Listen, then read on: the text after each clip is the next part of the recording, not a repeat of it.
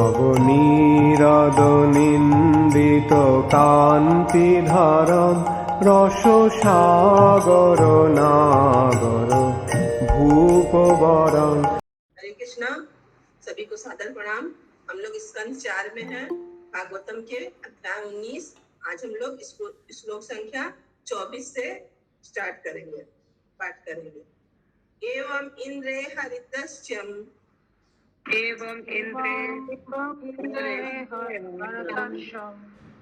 वैनयज्ञ जिह्नांसया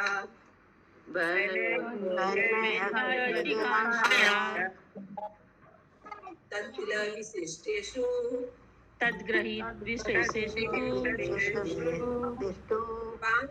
पाखंडेषु मतिर्नाम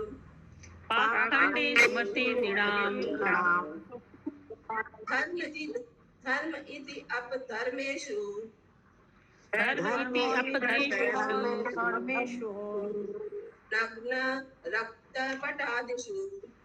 नग्न रक्तपटादिषु प्रायेण संजते भ्रान्त्या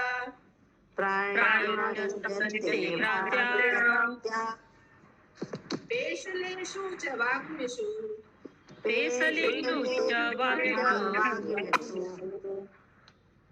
अनुवाद। इस प्रकार पृथु महाराज के यज्ञ से घोड़े को चुराने हेतु राजा इंद्र ने कई प्रकार के संन्यास धारण किए। कुछ सन्यासी निवस्त्र रहते हैं और कभी कभी लाल वस्त्र धारण करते हैं। वे कापालिक कहलाते हैं। ये उनके पाप कर्मों के प्रतीक हैं। ऐसे तथाकथित सन्यासी पापियों द्वारा अत्यंत समादृत होते हैं, क्योंकि वे नास्तिक होते हैं और अपने को सत्य ठहराने हेतु तर्क प्रस्तुत करने में अत्यंत पटु होते हैं। किंतु हमें ज्ञान होना चाहिए कि ऐसे लोग ऊपर से धर्म के समर्थक प्रतीत होते हैं, किंतु वास्तव में होते नहीं। दुर्भाग्यवश मोहग्रस्त व्यक्ति इन्हें धार्मिक मानकर इनकी ओर आकृष्ट होकर अपना जीवन विनष्ट कर लेते हैं। तात्पर्य। जैसा कि श्रीमद् भागवतम में कहा गया है, इस कलयुग में अपनी दुर्भाग्यपूर्ण दशा के कारण लोग अल्पजीवी, आध्यात्मिक ज्ञान से शून्य तथा झूठे धर्मों को स्वीकार करने वाले होंगे, जिससे वे सदैव मानसिक रूप से विक्षुब्ध रहेंगे। वैदिक शास्त्रों ने कलयुग में संन्यास ग्रहण करना वर्जित बताया है, क्योंकि अल्पज्ञानी लोग ठगी करने हेतु संन्यास ग्रहण कर सकते हैं। वास्तविक धर्म तो पूर्ण पुरुषोत्तम भगवान की शरण में जाना है। हमें कृष्ण भावनामृत में रहकर श्री भगवान की सेवा करनी चाहिए। अन्य समस्त संन्यास पद्धतियां तथा धर्म प्रामाणिक नहीं है। इस कलयुग में वे धार्मिक होने का दावा कर रहे हैं, यह अत्यधिक शोचनीय है। हरे कृष्ण। श्लोक 26। तदभिज्ञाय भगवान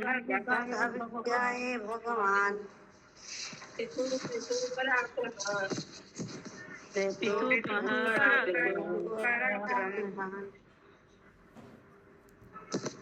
इंद्राय कुपितो बाणम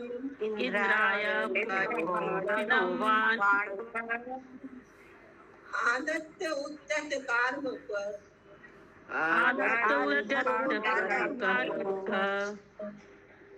अनुवाद। अत्यंत पराक्रमी महाराज पृथु ने तुरंत अपना धनुष बाण ले लिया और वे इंद्र को मारने हेतु स्वयं सन्नद्ध हो गए, क्योंकि इंद्र ने इस प्रकार के अनियमित संन्यास का सूत्रपात किया था। तात्पर्य। राजा का यह कर्तव्य है कि वह किन्हीं अधार्मिक पद्धतियों को प्रचलित न होने दे। चूंकि राजा पृथु श्री भगवान के अवतार थे, अतः यह उनका कर्तव्य था कि वे समस्त प्रकार की अधार्मिक पद्धतियों को नष्ट कर दे। उनके पद चिन्हों का अनुसरण करते हुए समस्त राज्य के प्रधानों को चाहिए कि वे ईश्वर के प्रामाणिक प्रतिनिधि बने, समस्त अधार्मिक पद्धतियों का विच्छेदन करें। दुर्भाग्यवश वे कायर हैं जो धर्मनिरपेक्ष राज्य की घोषणा करते हैं।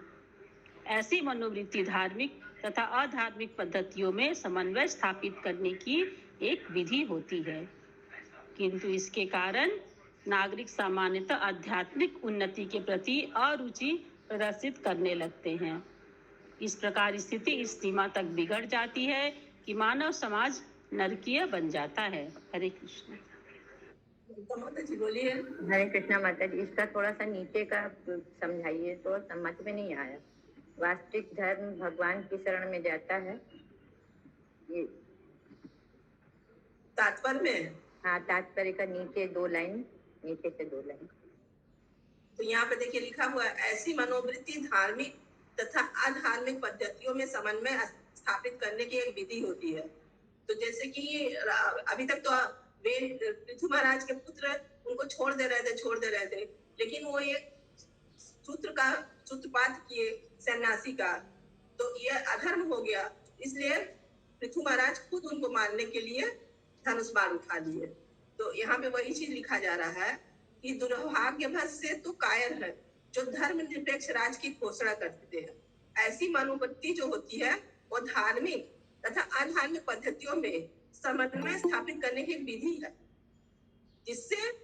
किंतु इससे नागरिक आत्मोन्नति के लिए अरुचि प्रदर्शित करने लगते हैं। जब लोग कपट वेश धारण करके संन्यास का धारण करेंगे तो नागरिक लोग क्या करेंगे? अपना उन्नति नहीं करने में वो लोग अरुचि दिखाने लगेंगे। इस प्रकार स्थिति इस तरह बिगड़ जाती है, मानव समाज नरक बन जाता है। जब लोग सन्यासी का कपट वेश धारण करेंगे तो समाज में तो अच्छा प्रचार नहीं होगा ना। यही पूछना था ना। ठीक। হরে কৃষ্ণ মাতাজি। বলিয়ে। মাতাজি আর একবার যদি একটু বুঝিয়ে বলেন, ঠিক বুঝলাম না। पृथु महाराज के पुत्र थे, वो उनको मारने के लिए छोड़ दे रहे थे, बार बार सन्यासी का वेश धारण कर रहे थे। हाँ। और फिर कपट वेश त्याग दे रहे थे। तो ये राजा पृथु यहाँ पे इस श्लोक में बता रहे हैं कि तुरंत अपना धनुष बाण ले लिए और इंद्र को मारने के लिए खुद संलग्न हुए, खुद, क्योंकि इंद्र ने ये सन्यासी का वेश का सूत्रपात किया था। तो राजा का कर्तव्य होता है अच्छा। कोई अधार्मिक जो पद्धति होती है उसको प्रचलित होने न दे, इससे मानव समाज बिगड़ जाएगा। क्योंकि यदि धार्मिक जो अधार्मिक पद्धति प्रचलित हो जाएगा, लोग उसी का अनुसरण करने लगेंगे। तो इसलिए ऐसा किए। अच्छा, ठीक है। और किसी को कोई क्वेश्चन है? Any question? हरे कृष्ण माता जी। एक लाइन है इसमें, दुर्भाग्यवश वे कायर हैं जो धर्म निरपेक्ष राज्य की घोषणा करते। इसका मतलब क्या हुआ माता जी? इसके ऊपर वाला लाइन पढ़िए, उनके पद चिन्हों का अनुसरण करते हुए समस्त राज्य के प्रधानों को चाहिए कि वे ईश्वर के प्रामाणिक प्रतिनिधि बने और समस्त अधर्मों का विच्छेदन करें। तो दुर्भाग्यवश से तो कायर है, जो लोग कायर है वो क्या करेंगे? धर्म निरपेक्ष राज्य की घोषणा करते हैं। धर्म निरपेक्ष राज्य क्या हुआ माता जी? धर्म निरपेक्ष राज्य सन्यासी का वेश धारण कर लेना, धर्म को नहीं मानना। अच्छा, वही नहीं समझ, वही बॉडी में नहीं समझ में आ रहा, धर्म निरपेक्ष।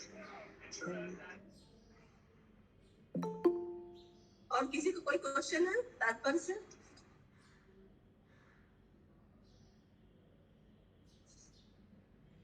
श्लोका 27 तमिद्विद्वेष बधाभि सन्निधत्तम्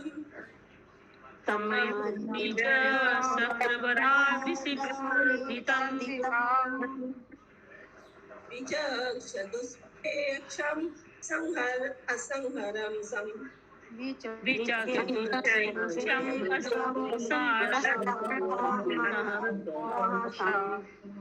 निवारयाम आंसु अहो महामते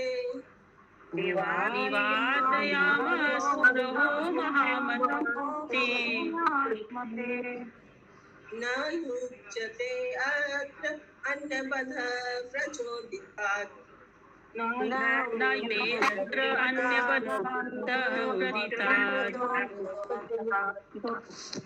अनुवाद। जब पुरोहितों तथा अन्य सबने महाराज पृथु को अत्यंत कुपित तथा इंद्रवध के लिए उद्यत देखा तो उन्होंने प्रार्थना की कि हे महात्मा, उसे मत मारे, क्योंकि यज्ञ में केवल यज्ञ पशु का ही वध किया जा सकता है। शास्त्रों में ऐसे ही आदेश दिए गए हैं। हरे कृष्ण।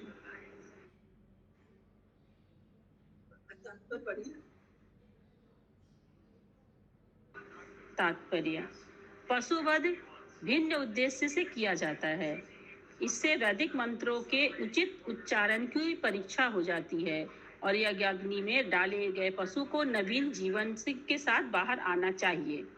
भगवान श्री विष्णु को प्रसन्न करने के लिए किए जा रहे यज्ञ में किसी का वध नहीं होना चाहिए।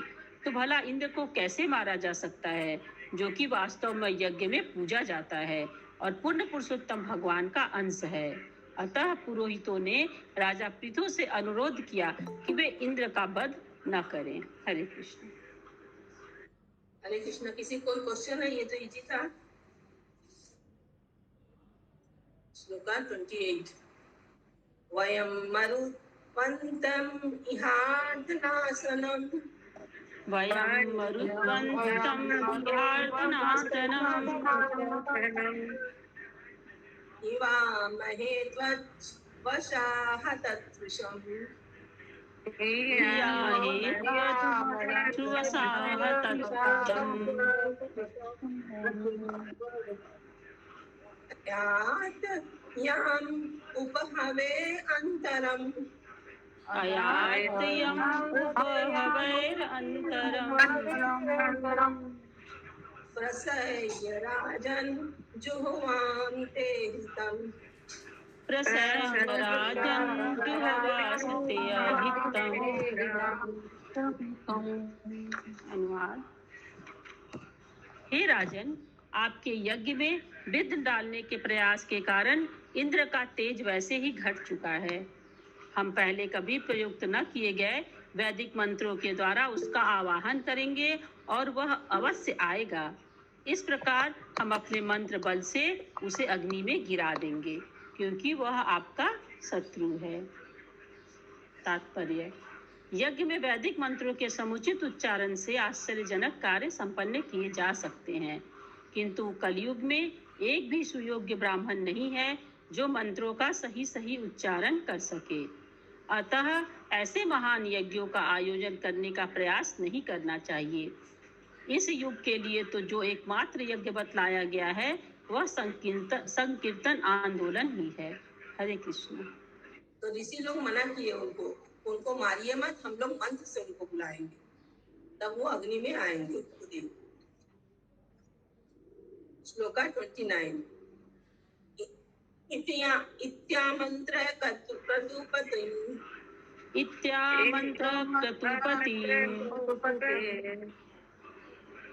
विदुरास्य दिर्वजोरुषा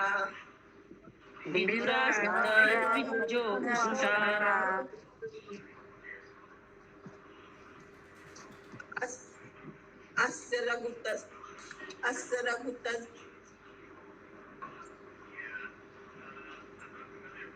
रघुतस्य ऋत्विजरुषा स्तुखस्तान्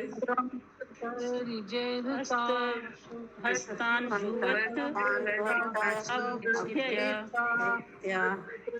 दुहते अभ्यतेत् स्वयंभू प्रत्यधेशत्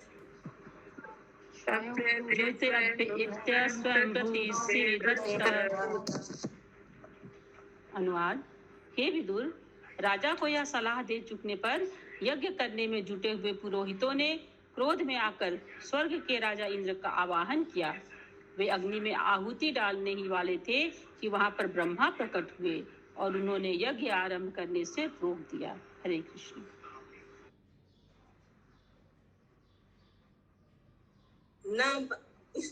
श्लोका 30। न बध्यो भवितामिन्द्रो न बध्यो भवितामिन्द्रो यद्यो भगवन्तनु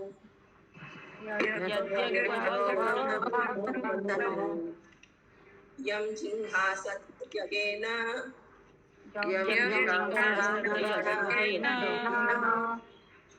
यस्य इष्टा तनवा शुराः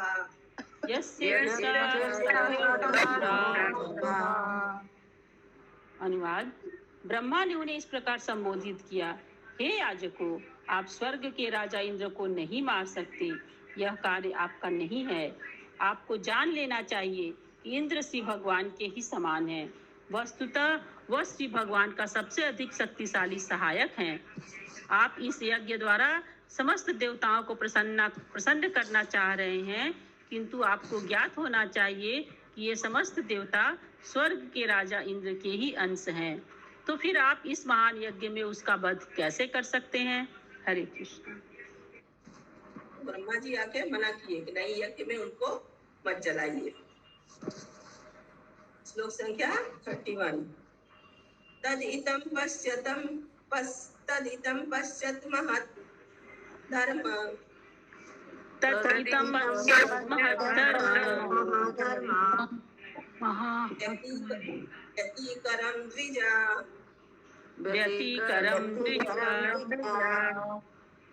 इंद्रेणानुष्ठितं राज्ञ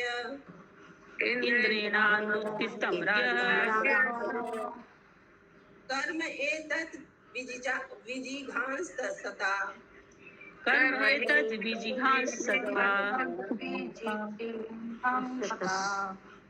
अनुवाद।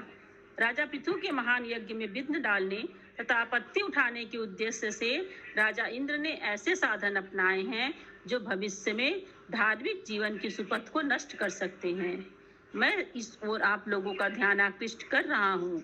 यदि आप और अधिक विरोध करेंगे तो वह अपनी शक्ति का दुरुपयोग करके अनेक अधार्मिक पद्धतियों को फैलाएगा। हरे कृष्ण। ऋषि लोग समझा रहे हैं, यहाँ पे ब्रह्मा जी को बोल रहे हैं। श्लोक संख्या 32। किसी को समझ में नहीं आ सकता तो हैंड रेज कर सकता है। মাতাজি এটা এই অনুবাদটা একটু বুঝিয়ে বলুন। এইটার অনুবাদটা 31 এর অনুবাদটা। तो राजा पृथु के महान यज्ञ में विघ्न डालने तथा आपत्ति उठाने के उद्देश्य से वो जो ऋषि लोग थे राजा इंद्र को मारने जा रहे थे ना, तो ब्रह्मा जी आ गए। तो ब्रह्मा जी मना किए कि नहीं, इनको नहीं मारना चाहिए, क्योंकि आप सब देवता लोग राजा इंद्र तो भगवान के ही अंश हैं। तो ये वहां पे वही सब बोल रहे हैं कि आप इस तरह विरोध करेंगे हम लोग को नहीं मानने से, उनका और बढ़ जाएगा हिम्मत, वो और दुरुपयोग करेंगे, अधार्मिक पद्धति को फैलाएंगे। इन के बारे में बोल रहे हैं। अच्छा अच्छा अच्छा, ठीक है। हाँ हाँ, ठीक है। श्लोक संख्या 32। पृथु कीर्ते पृथो भूयात्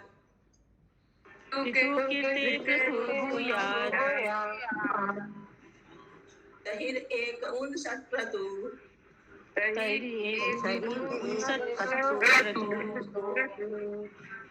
अलम ते क्रतुभिः सुइष्टः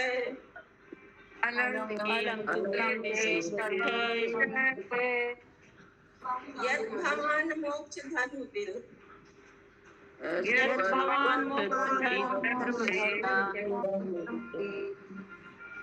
अनुवाद। ब्रह्मा ने अंत में कहा, बस महाराज। हरे कृष्णा।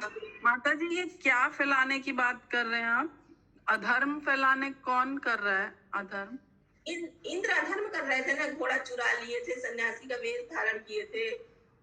इंद्र ये सब कर रहे थे ना, पृथु महाराज के यज्ञ में विघ्न डाल रहे थे। तो वही सब इसी लोग ब्रह्मा जी से बोल रहे हैं कि वो ऐसा करेंगे, आप मना कर रहे हैं उनको नहीं मारा जाए तो और अधर्म फैलाएंगे। अच्छा, ओके ओके, हाँ ठीक है, ओके माता जी। अनुवाद। ब्रह्मा ने अंत में कहा, बस महाराज पृथु के 99 यज्ञ ही रहने दो। फिर वे महाराज पृथु की ओर मुड़े और उनसे कहा, आप मोक्ष मार्ग से भली भांति परिचित हैं, अतः आपको और अधिक यज्ञ करने से क्या मिलेगा? तात्पर्य।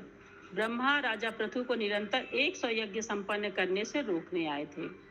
राजा पृथु 100 यज्ञ करने हेतु कृत संकल्प थे और राजा इंद्र ने इसे गंभीरता से लिया, क्योंकि वह सतक्रतु अर्थात 100 यज्ञ करने वालों के रूप में विख्यात था। जिस प्रकार इस भौतिक जगत में सभी जीवात्माओं का स्वभाव है कि वे अपने प्रतियोगियों से ईर्ष्या करते हैं, उसी प्रकार राजा इंद्र स्वर्ग का राजा होते हुए भी राजा पृथु के प्रति ईर्ष्यालु था। अतः वह उनके 100 यज्ञों को संपन्न नहीं होने देना चाहता था। वस्तुतः एक प्रकार की काफी स्पर्धा थी और राजा पृथु को रोकने हेतु तथा अपनी इंद्रियों को संतुष्ट करने हेतु राजा इंद्र नाना प्रकार की अधार्मिक पद्धतियां चलाने लगा। इन अधार्मिक आविष्कारों को रोकने हेतु ब्रह्मा यज्ञ स्थल पर स्वयं उपस्थित हुए। जहाँ तक महाराज पृथ्वी का प्रश्न था, वे तो पूर्ण पुरुषोत्तम भगवान के महान भक्त थे, अतः उनके लिए निर्दिष्ट वैदिक अनुष्ठानों को करने में की कोई आवश्यकता न थी। ऐसे अनुष्ठान कर्म कहलाते हैं और दिव्य स्थिति को प्राप्त भक्त के लिए उन्हें संपन्न करने की कोई आवश्यकता नहीं रह जाती। फिर भी आदर्श राजा होने के नाते यज्ञ करना पृथु का कर्तव्य था, अतः समझौता तैयार किया गया। ब्रह्मा के आशीर्वाद से राजा पृथु इंद्र से अधिक विख्यात होंगे। इस प्रकार राजा पृथु का 100 यज्ञ करने का संकल्प अप्रत्यक्ष रूप से ब्रह्मा के आशीर्वाद से पूरा हुआ। हरे कृष्ण। प्रत्यक्ष रूप से नहीं पूरा हुआ, अप्रत्यक्ष रूप से पूरा हुआ। 99 ही को कोई 100 समझ लिया जाए, यही ब्रह्मा जी का समझाने का उनका मतलब था। Any question? तात्पर्य से किसी क्वेश्चन है? संवाद यज्ञ तो उन्होंने किया ही नहीं माता जी। माता जी तो यज्ञ से नहीं पूरा हुआ, ब्रह्मा जी ने उसको बोला कि मतलब आपको 99 में 100 यज्ञ का आपको पूरा वो मिलेगा। हाँ, वो उनसे भी ज्यादा महान हो जाएंगे, इंद्र से भी ज्यादा। अच्छा, क्योंकि वो भगवान के भक्त थे ना। मैंने 100वां यज्ञ नहीं करना पड़ा उनको, नहीं करना पड़ा, मना कर दिए ना ब्रह्मा जी कि आप 99 यज्ञ को ही रहने दीजिए। उनको यज्ञ करने का जरूरत नहीं थी, क्योंकि वो तो भगवान के अवतार, सत्तावें अवतार थे। लेकिन वो भी आदर्श राजा होने के नाते वो कर्तव्य अपना निभा रहे। माता जी वो इंद्र की वजह से भी रोक रहे होंगे कि वो इतना विघ्न डाल रहा है। हो सकता है माता जी, यहाँ पे तो ये चीज नहीं लिखा है। लिखा है यही, उनको ये सब करने की जरूरत नहीं थी, लेकिन फिर भी वो राजा होने के कारण कर रहे थे। और राजा उनके ब्रह्मा जी के आशीर्वाद से राजा पृथु इंद्र से भी अधिक विख्यात हो गए। इंद्र का उतना नाम नहीं जितना पृथु महाराज का नाम। श्लोक 33। नैवात्मने महेन्द्राय नैवात्मने महेन्द्राय रोषम आहूतम अहर्षि रोषम आहर्तु ओ अपीरन्ते उभौ अपि हि भद्रते। उत्तम श्लोक विग्रहौ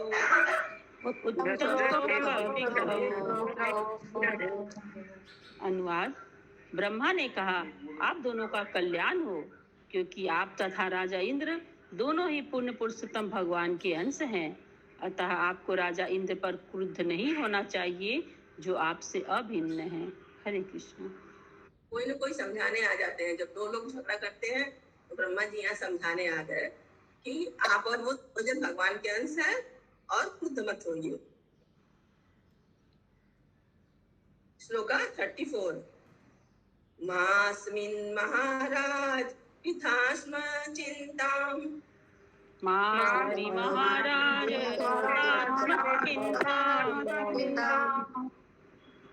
निशामय अस्मत् वच आदित्य आत्मा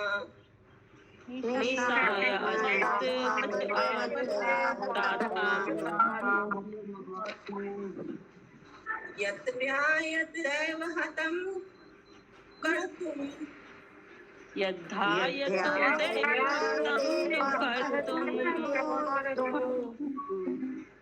मनो अतिरुष्टं विशते तमो अंधम्।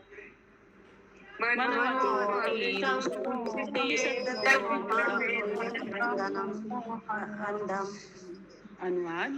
हे राजन, दैवी व्यवधानों के कारण उचित रीति से आपके यज्ञ संपन्न न होने पर आप तनिक भी क्षुब्ध तथा चिंतित न हो।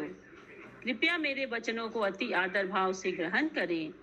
हमें सदैव स्मरण में रखना चाहिए कि प्रारब्ध से जो कुछ घटित होता है उसके लिए हमें अधिक दुखी नहीं होना चाहिए। ऐसी पराजयों को सुधारने का जितना ही प्रयत्न किया जाता है, उतना ही हम भौतिकवादी विचार के घने अंधकार में प्रवेश करते हैं। यहाँ भी ब्रह्मा जी समझा ही रहे हैं राजा पृथु को। तात्पर्य पढ़िए, सबको बात समझ में आ गया तो? तात्पर्य। कभी कभी साधु स्वरूप या धार्मिक व्यक्ति को भी जीवन में पराजय देखनी पड़ती है। ऐसी घटनाओं को प्रारब्ध के कारण घटित मान लेना चाहिए। यद्यपि अप्रसन्न रहने के पर्याप्त कारण हो सकते हैं, किंतु ऐसी पराजयों का प्रतिवाद नहीं करना चाहिए, क्योंकि जितना ही इन पराजयों को सुधारने का प्रयत्न किया जाता है, हम उतने ही भौतिक चिंता के गहन अंधेरे में प्रवेश करते जाते हैं। भगवान श्री कृष्ण ने भी हमें इस संबंध में उपदेश दिया है। क्षुब्ध होने के बजाय हमें सहन करना चाहिए। हरे कृष्ण। तो हम लोग को यदि कुछ पराजय होता है, उसको प्रारब्ध समझ के हम लोग को दुखी नहीं होना चाहिए, क्योंकि हम इसमें जितना सुधारेंगे उतना ही भौतिकतावादी में हम लोग फंसते चले जाएंगे। श्लोक 35। कर्तु विरताम एष देवेषु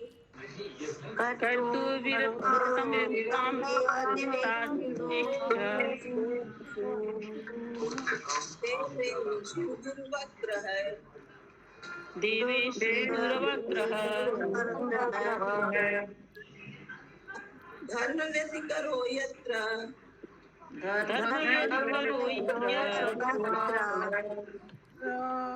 पाखंड इंद्र निर्मित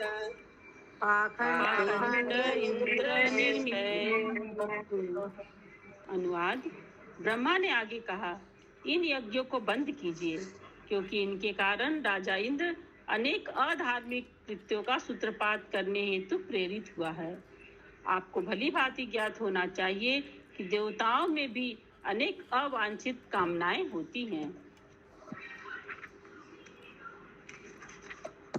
तात्पर्य। सामान्य व्यवसाय के कार्यों में अनेक प्रतियोगी होते हैं और कभी-कभी वेदों के कर्मकांड विषयक अध्यायों को लेकर कर्मियों के बीच स्पर्धा तथा द्वेष उत्पन्न होता है। कर्मी से ईर्ष्यालु होने की आशा की जाती है, क्योंकि वह भौतिक सुखों को छोड़कर ठग कर भोगना चाहता है। यही भौतिक रोग है। फलतः कर्मियों के बीच चाहे सामान्य व्यापार हो या यज्ञ हो, सदैव स्पर्धा रहती है। ब्रह्मा का उद्देश्य इंद्र तथा महाराज पृथु के बीच स्पर्श का अंत करना था, स्पर्धा का अंत करना था। चूंकि महाराज पृथु महान भक्त एवं ईश्वर के अवतार थे, इसलिए उनसे प्रार्थना की गई कि वे यज्ञों को बंद कर दे, जिसमें इंद्र और आगे अधर्म न चलाए, जिसका पालन आपराधिक प्रवृत्ति के लोग सदा करते हैं। हरे कृष्ण। हरे कृष्णा। तो ब्रह्मा जी मना कर रहे हैं यहाँ पे भी कि आप यज्ञ बंद कर दीजिए इंद्र, क्योंकि और भी ज्यादा अपराध किए चले जा रहे हैं। तो इसलिए कर्मी लोग जो होते हैं ईर्ष्यालु होते हैं, और कर्मियों के बीच सामान्य व्यापार हो या यज्ञ हो, हमेशा स्पर्धा बनी रहती है। उसी तरह पृथु में और इंद्र राजा में दोनों में स्पर्धा थी, इसीलिए उनको मना कर रहे हैं ब्रह्मा जी, बंद कर दीजिए ऐसा। तात्पर्य से किसी का क्वेश्चन है कोई? श्लोक 36। एवि इंद्र उपसंसृष्ट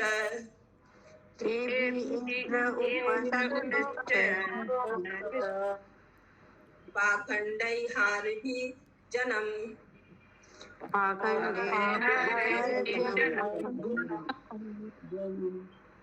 ईयमाणं विचच्छ्वेनम्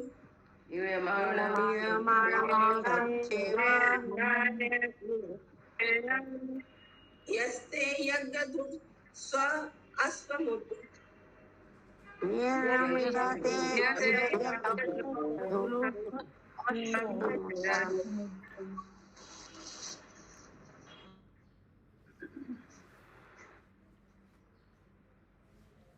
पढ़िए माता जी अनुवाद। हरे कृष्ण। अनुवाद।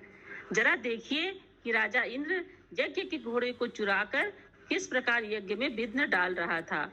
उसके द्वारा प्रचारित मनोहर पापमय कार्य सामान्य जनों द्वारा आगे बढ़ाए जाते रहेंगे।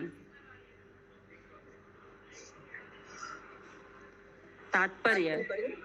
जैसा कि श्रीमद् भगवद गीता 3.21 में कहा गया है, आचरति श्रेष्ठ तत्तत् देवतरो जनः स यत् प्रमाणं कुरुते लोकस्तद अनुवर्तते। महापुरुष जो आचरण करता है, साधारण मनुष्य उसका अनुसरण करता है। वह पुरुष अपने विलक्षण कर्मों से जो आदर्श स्थापित कर देता है, संपूर्ण विश्व उसके अनुसार कार्य करता है। राजा इंद्र ने अपनी इंद्र तृप्ति के लिए ही महाराज पृथु को 100 अश्वमेध यज्ञ करने का विचार किया। अतः उसने घोड़ा यज्ञ न करने देने का, महाराज पृथु को 100 अश्वमेध यज्ञ न करने देने का विचार किया। अतः उसने घोड़ा चुरा लिया और वह अपने आप को अनेक अधार्मिक पुरुषों के बीच सन्यासी का कपट वेश धारण करके छिपाता रहा। ऐसे कार्य सामान्य लोगों को आकर्षण लगते हैं, अतः वे खतरनाक हैं। ब्रह्मा ने सोचा कि इंद्र द्वारा इस प्रकार अधर्म फैलाने की अपेक्षा श्रेयस्कर यही होगा कि यज्ञ बंद करा दिया जाए। भगवान बुद्ध ने ऐसा ही कदम उठाया था जब लोग वैदिक आदेशों द्वारा संस्तुत पशु यज्ञ में बुरी तरह फंसे हुए थे। भगवान बुद्ध को वैदिक यज्ञों का निषेध करके अहिंसा धर्म का सूत्रपात करना पड़ा। वस्तुतः यज्ञों में वध किए गए पशुओं को नव जीवन प्रदान किया जाता था, किंतु ऐसे लोग जो मंत्र शक्ति से रहित थे, इन वैदिक अनुष्ठानों का लाभ उठा रहे थे और वृथा ही बेचारे पशुओं का वध कर रहे थे। अतः उस समय भगवान बुद्ध को वेदों की सत्ता अस्वीकार करनी पड़ी। मनुष्य को ऐसे यज्ञ नहीं करने चाहिए जिनसे अव्यवस्था पनपे। ऐसे यज्ञों को बंद करना ही श्रेयस्कर होगा। कृष्णा, एक इस पैरा से किसी का कोई क्वेश्चन है? ब्रह्मा जी ने यज्ञ बंद करवाया और महात्मा बुद्ध ने भी, भगवान बुद्ध ने भी यज्ञ को निषेध करके अहिंसा धर्म को लागू किए थे, क्योंकि उस समय यज्ञ हो रहा था तो बहुत सारे पशु का सिर्फ वध ही हो रहा है, इसलिए वो अहिंसा धर्म को प्रदान किए और ये पशु हत्या बंद करवाए। आगे पढ़िए। जैसा कि हमने बारंबार दोहराया है, कलयुग में सुयोग्य ब्राह्मणों के अभाव में वेद विहित यज्ञों को संपन्न करना संभव नहीं है। इसलिए शास्त्र हमें संकीर्तन यज्ञ करने का आदेश देते हैं।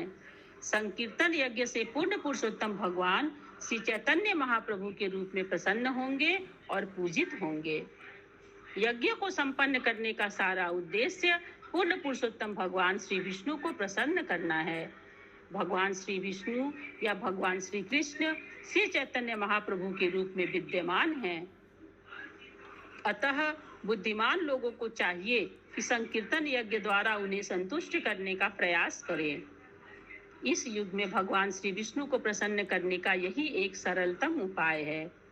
लोगों को चाहिए कि वे इस युग में विभिन्न शास्त्रों में यज्ञों के विषय में जो आदेश प्राप्त है उनका लाभ उठाएं और इस पापमय कलयुग में अनावश्यक उत्पात न फैलाएं।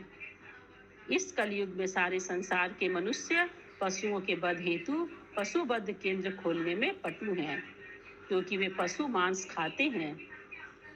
यदि पहले जैसे धार्मिक अनुष्ठान किए जाते हैं तो पशुओं का वध और बढ़ेगा। कलकत्ता में अनेक कसाईयों की दुकानें हैं जिनमें देवी काली की प्रतिमा रखी रहती है और पशु भक्षक लोग सोचते हैं कि ऐसी दुकानों से मांस खरीदना अच्छा होगा, क्योंकि यह तो देवी काली के भोग का शेष अंश है। वे यह नहीं जानते कि देवी काली कभी भी मांसाहारी भोजन स्वीकार नहीं करती, क्योंकि वे शिव की साध्वी पत्नी हैं। शिव भी महान वैष्णव हैं और कभी मांस नहीं खाते, और देवी काली शिव का उच्छिष्ट ही ग्रहण करती हैं। अतः उनके द्वारा मांस या मछली खाए जाने की कोई संभावना नहीं है। ऐसी भेंटें तो देवी काली के पार्षद स्वीकार करते हैं, जिन्हें भूत, पिशाच तथा राक्षस कहा जाता है।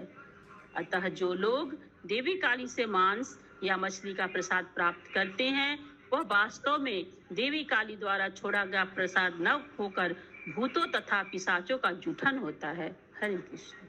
प्रभुपाद जी ने कलकत्ता जैसे शहर का बहुत अच्छा से डिस्कस यहाँ पे डिस्क्राइब किए हैं। ऐसा ही यहाँ पे होता है और ऐसा ही सोच है यहाँ के लोगों का। एकदम सही एकदम बोले हैं, 100% सही बोले। किसी का कोई क्वेश्चन है तात्पर्य से? बहुत अच्छा तात्पर्य था ये। श्लोका 37 ना पहले ही प्रभुपाद इतना अच्छे से लिख दिए, मतलब आज जो हो रहा है उसके बारे में उतना पहले भागवतम में भी कि कलयुग में ये सब होगा, ये सब जो साधु का भेष और ये सब सबके डिटेल में बता दिया गया पहले। भागवतम की जय। जय जय जय।